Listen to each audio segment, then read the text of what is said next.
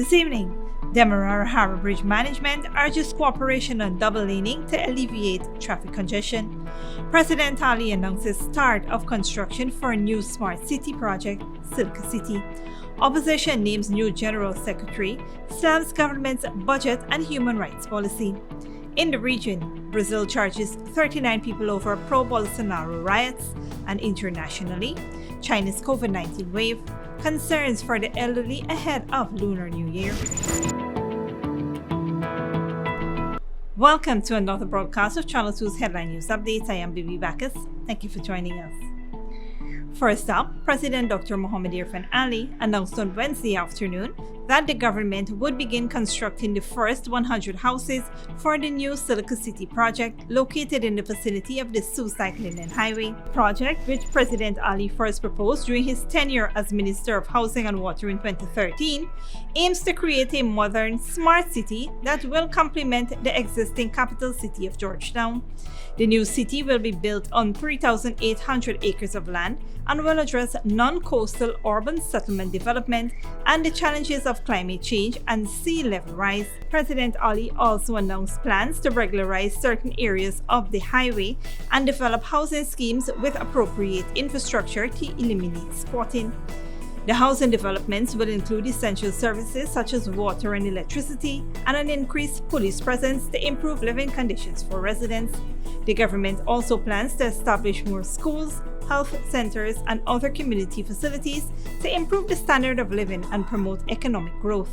President Ali held further fruitful engagements with residents of the Yarrow Cabra, Circuitville, and Kurukururu, where he listened to their concerns and found on-the-spot solutions. He was accompanied by the Minister of Housing and Water, Colin Crowell, among other government ministers. We turn our attention now to news coming out from the Office of the Opposition press conference today. Member of Parliament Dawn Hastings-Williams has been appointed General Secretary of the People's National Congress Reform. Williams is a long-standing party member and qualified to serve as General Secretary. Also, the opposition is calling out the government, claiming that 23-year-old LaShonda Ellis, a woman who was a resident of the now demolished Caneview Muck area, had her service terminated as an employee of the Ministry of Home Affairs. The opposition noted that the government stated that Ellis had been fired for acting in a manner that would bring the ministry to disrepute, which is criticized as being malicious and a violation of human rights. Further, coming out of the press conference, the budget 2023 presented by the government is criticized by the leader of the opposition, Aubrey Norton, as being empty and a disappointment for Guyanese people. He stated that the government has no national development plan and is more interested in serving its business cronies than in lifting the quality of life of the Guyanese masses. Norton said the budget does not address the cost of living, social protection, and assistance for those in need, and the transformation of the education system. He added that the Guyanese people demand and deserve more than just pronouncements on large projects and expenditures. They demand and deserve concrete and adequate measures that lift their living standards in the short, medium, and long terms. Stick around after the break. When we return, false motorcycle theft report leads to fraud investigation, and escape contractor recaptured by police in East Bank Essequibo.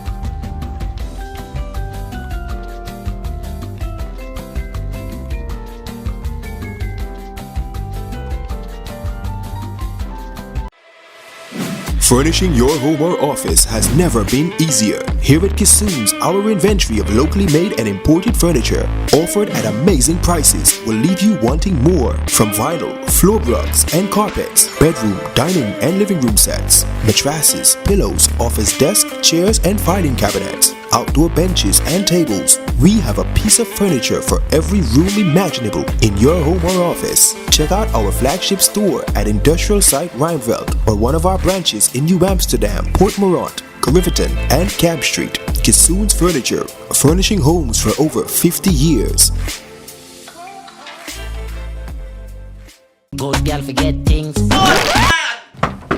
What's the problem, Granny? I want money for borrow for do a surgery. I was dancing and I fall and fracture my hip. If you need some quick money, you should check Lender's Jewelry and Pawn Shop. Lender's Jewelry and Pawn Shop, Lot 238 South Road Border, Georgetown. Get jewelry made to order in just 72 hours. We also accept vehicles. Lender's, best rates, longest payback period. Boys, I get through. Plus, I could dance again. Lender's Jewelry and Pawn Shop. When you need money and you gotta get it fast, Creative Jewelry and Pawn Shop is the place for that confidential transaction in a quiet and secure location. You'll get the highest value per pennyweight for your gold and also enjoy the lowest interest rates and longest payback period too. Yes, for that instant transaction to solve a pressing financial problem. That Creative Jewelry and Pawn Shop, 46 Boyle Place, that's between the Ministry of Housing on Brickdam and White Castle Fish Shop. Be your first and only choice. Creative Jewelry and Pawn Shop, safe and sound, solid and secure, always there for you. Telephone 231-7878 and 223-8955. Sooner or later you will have another power failure. Are you prepared for the next blackout? Some essential equipment such as security cameras, lights, internet, gate motors, and water pumps may stop working. How can you prevent the next blackout? InverterTech has an affordable solution for you. A strong UPS system which uses the latest inverter and solar battery technology to prevent blackout. We smartly calculate your average power demand so you don't spend more than you need to.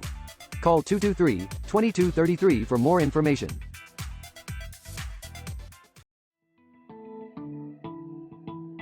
Welcome back. The Demerara Harbor Bridge Corporation is urging drivers and commuters to follow the early morning double-lane schedule from 5:55 a.m. to 7 a.m. and 7:35 a.m. to 8 a.m. to accommodate the total volume of traffic heading into Georgetown and Demerara before 8:30 a.m. The double-lane measures is in place to alleviate traffic congestion on the bridge, but it can only work with the promptness and cooperation from all parties. The corporation is working to ensure its systems are in place to facilitate this process and to be on standby in the event of any untoward incident. It asks citizens on the west bank of Demerara and west coast of Demerara who travel or drive this route daily to work with the corporation and use the scheduled double-lane periods. The corporation thanks the citizens for their usual cooperation and hopes that this will continue to avoid the buildup of traffic during the early hours and contribute to alleviating traffic congestions on the bridge. In other news, police in Georgetown are hunting for a man who allegedly sold a motorcycle during the Christmas holidays and falsely reported it stolen for the new year. Randy Smart from Alvareztown is suspected of making a false report. The person who purchased the motorcycle from Smart for $220,000 discovered it was stolen after reading a Facebook post and reported it to the police. However, upon investigation, it was found that there was no official report made to the police that the bike was stolen and that Smart's girlfriend had contacted an online media house falsely claiming that the bike was stolen and that Smart had been arrested for it. The motorcycle is now in the custody of the police and the authorities are looking for Smart. Investigation into the false report is ongoing. This is a warning to all citizens to be extra cautious when buying items from unknown individuals. Recent incidents of fraud have heightened the importance of verifying the authenticity of things before making a purchase. Do not let yourself fall victim to unscrupulous individuals. Always check for serial numbers, ask for documentations, and verify authenticity before making any transaction. Remember, it is better to be safe than sorry. Be vigilant and report any suspicious activity to the authorities. We shift gears now as we move from one person evading justice to another who has been captured. In a recent development, 29-year-old Ryan Wilson, a contractor who had escaped lawful custody on January 13, 2023, was captured and arrested yesterday. Police officers, acting on information received, went to Bushy Park, East Bank, Essequibo, and located the wanted man. Wilson was arrested and cautioned before being escorted to the LUNAR police station, where he is awaiting charges. Another escapee, 22-year-old Shamar Singh, had turned himself into police custody on Monday. The police also wanted Singh for escaping from lawful custody on Friday, January 13, 2023. He was handed over to the police in Regional Division 3 by his mother. The two men had escaped from custody by kicking open the door of the prison van that was transporting them to the Lusignan prison. Don't go away after the break. Gaston Browne wins third term as Antigua Prime Minister, and British nurses stage new strike over pay as NHS crisis deepens. Sooner or later you will have another power failure. Are you prepared for the next blackout? Some essential equipment such as security cameras, lights, internet, gate motors, and water pumps may stop working. How can you prevent the next blackout? InverterTech has an affordable solution for you. A strong UPS system which uses the latest inverter and solar battery technology to prevent blackout. We smartly calculate your average power demand so you don't spend more than you need to. Call 223-2233 for more information. When you need money and you gotta get it fast, Creative Jewelry and Pawn Shop is the place for that confidential transaction in a quiet and secure location. You'll get the highest value per pennyweight for your gold and also enjoy the lowest interest rates and longest payback period too. Yes, for that instant transaction to solve a pressing financial problem. That Creative Jewelry and Pawn Shop, 46 Boyle Place, that's between the Ministry of Housing on Brick Dam and White Castle Fish Shop. Be your first and only choice. Creative Jewelry and Pawn Shop, safe and sound, solid and secure, always there for you. Telephone 231-7878 and 223-8955. Furnishing your home or office has never been easier. Here at Kissoon's, our inventory of locally made and imported furniture, offered at amazing prices, will leave you wanting more. From vinyl, floor rugs and carpets, bedroom, dining and living room sets, mattresses, pillows, office desk, chairs and filing cabinets, outdoor benches and tables. We have a piece of furniture for every room imaginable in your home or office. Check out our flagship store at Industrial Site Rijnveld or one of our branches in New Amsterdam, Port Morant, Riverton and Camp Street. Kissoon's Furniture, furnishing homes for over 50 years. Good girl forget things. What's the problem, Granny? I want money for borrow for those surgery. I was dancing and I fall and fracture my hip. If you need some quick money, you should check Lender's Jewelry and Pawn Shop. Lender's Jewelry and Pawn Shop, Lot 238 South Road Border, Georgetown. Get jewelry made to order in just 72 hours. We also accept vehicles. Lenders, best rates, longest payback period. Boys, I get through. Plus, I could dance again. Lender's Jewelry and Pawn Shop.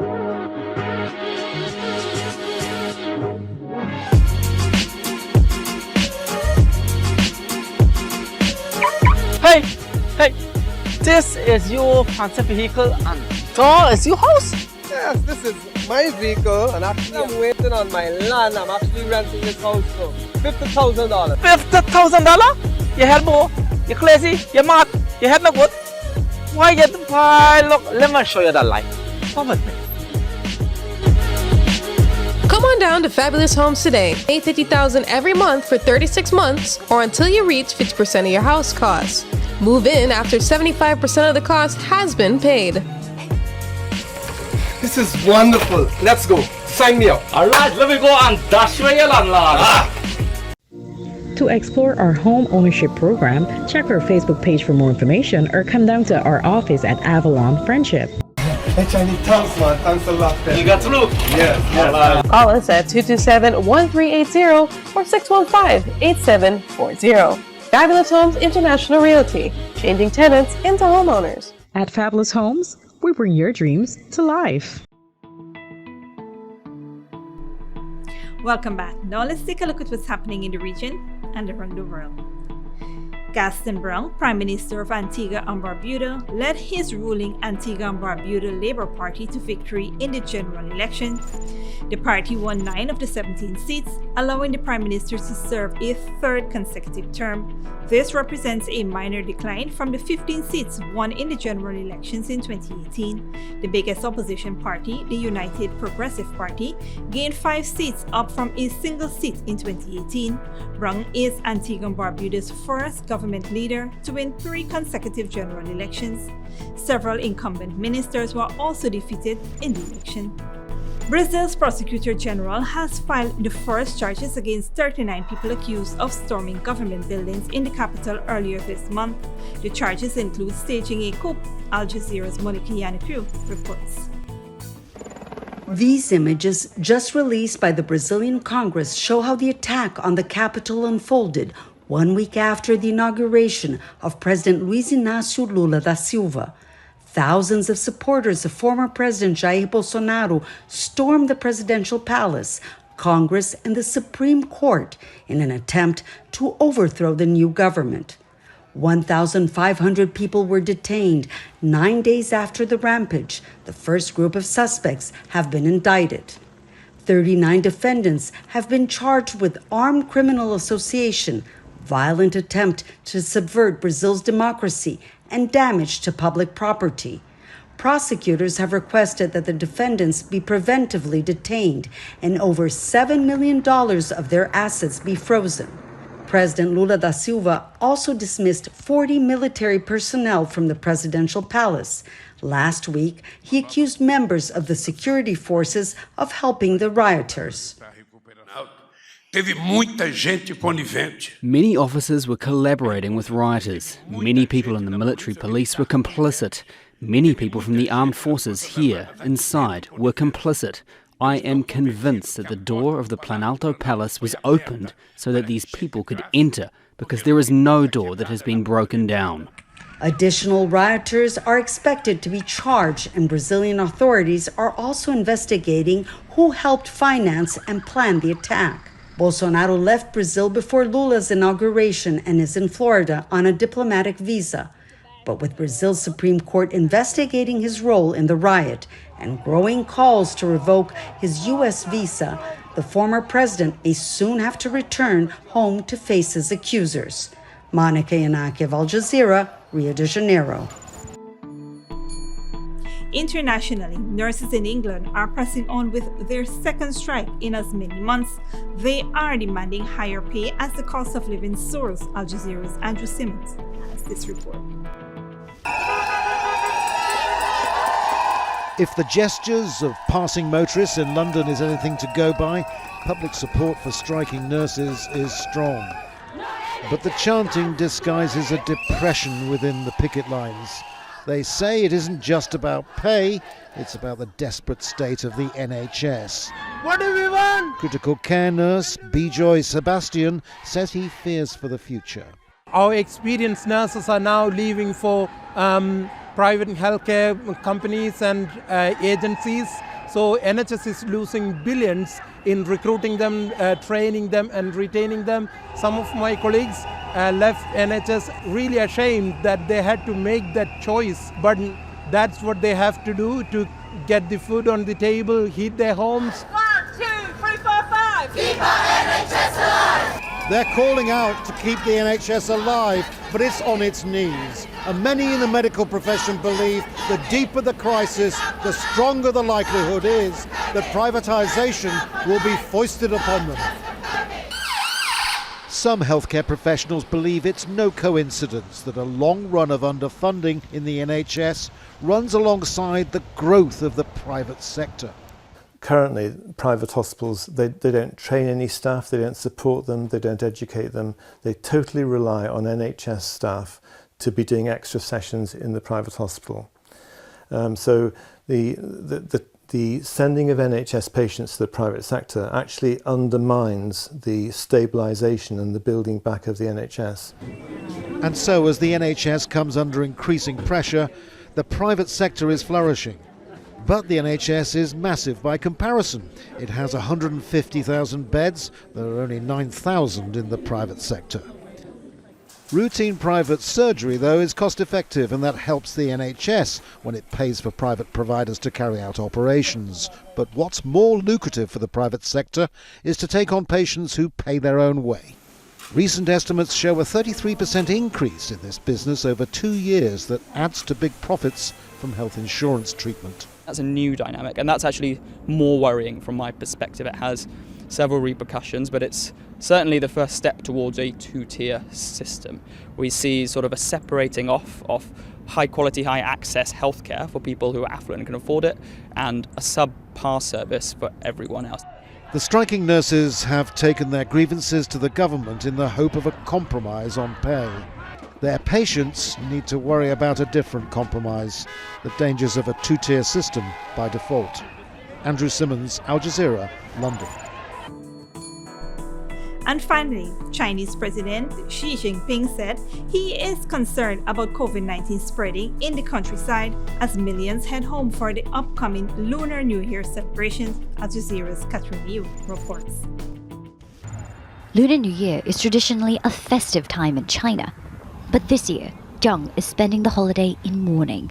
3 of his close relatives recently passed away after testing positive for COVID-19. There's no holiday mood. The people are suffering. People are so anxious, and people going to drugstores and medical facilities, the hospital, the clinics, tried as hard as they can to get what they need. That is the reality, and yeah, it is sad. The sudden lifting of COVID-19 restrictions in December triggered a wave of infections in China. Hospitals are struggling to treat patients, and crematoriums are overflowing, with people complaining of unusual delays. The government says about 60,000 people have died in hospital from the virus in recent weeks. But analysts say the easing of China's zero-COVID policy could result in more than 2 million deaths. The WHO has accused Beijing of underrepresenting the scale of the outbreak, something it denies. We continue to share COVID-19 information with the international community, including the WHO, based on the principles of lawfulness, timeliness, openness, and transparency. Authorities say they are working to strengthen health facilities ahead of the holiday period. Some fear the travel rush will lead to a new surge of infections in rural areas, especially among the elderly. The government has issued guidelines discouraging large gatherings and any trips that expose older people and pregnant women to the virus, but they've stopped short of enforcing any bans. For Zhang, the warnings are too little, too late. Adding to his frustration, the knowledge his loved ones were probably not added to the official virus death toll. On his aunt's death certificate, the cause of death is described as heart failure. Katrina Yu, Al Jazeera, Beijing. This brings us to the end of our regional and global news coverage. Up next is the 3-day weather forecast.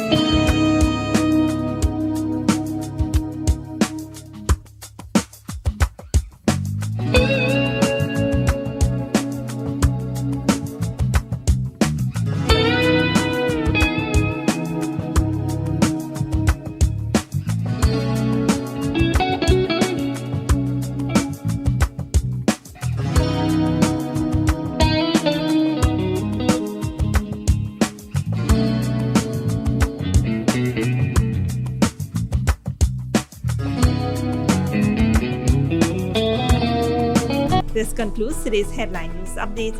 Tune in tomorrow, Friday at 5:30 p.m. with our next broadcast. For more news and updates, visit our Facebook and YouTube pages. Until then, please take care of yourself and each other.